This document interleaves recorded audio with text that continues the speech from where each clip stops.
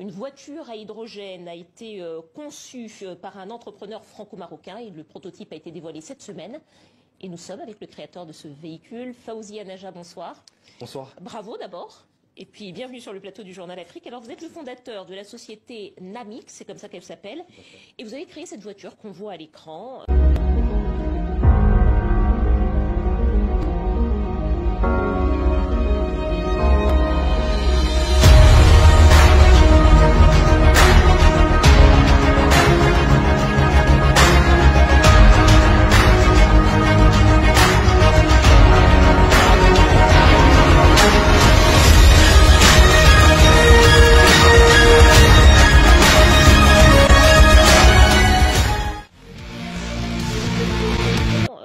La Namix, c'est une voiture à hydrogène qui a été fabriquée donc par votre société, présentée en Europe. Comment est-ce qu'elle fonctionne cette voiture?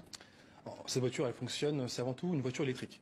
Une voiture hydrogène, c'est une voiture électrique, sauf qu'à la place d'avoir une batterie, une grande batterie qui est très lourde, on a une pile à combustible qui produit elle-même son électricité en mélangeant, je résume facilement, de l'oxygène et l'hydrogène. Et on produit de l'électricité et la voiture ne rejette que de l'eau, finalement.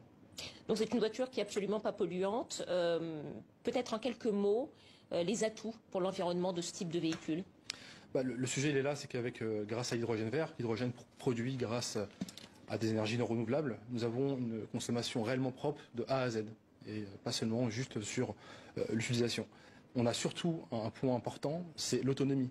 Aujourd'hui, avec les véhicules hydrogène, on peut avoir une autonomie, là pour notre véhicule, le HUV, de près de 800 km. Et le point principal, c'est le temps de recharge. Aujourd'hui, c'est un point assez crucial. On est sur 3 à 4 minutes pour un temps de recharge, donc très différent des véhicules à batterie classiques. Et grâce à cette technologie-là, on peut ouvrir de nouveaux horizons. Aujourd'hui, par exemple, le Maroc est devenu le premier producteur, évidemment, d'Afrique en termes de véhicules, le premier en Méditerranée, et bientôt en train de passer d'autres étapes. On a énormément d'équipementiers, de sous-traitants, de fournisseurs, de constructeurs déjà implantés en Afrique. Et il est temps maintenant de développer nos propres marques.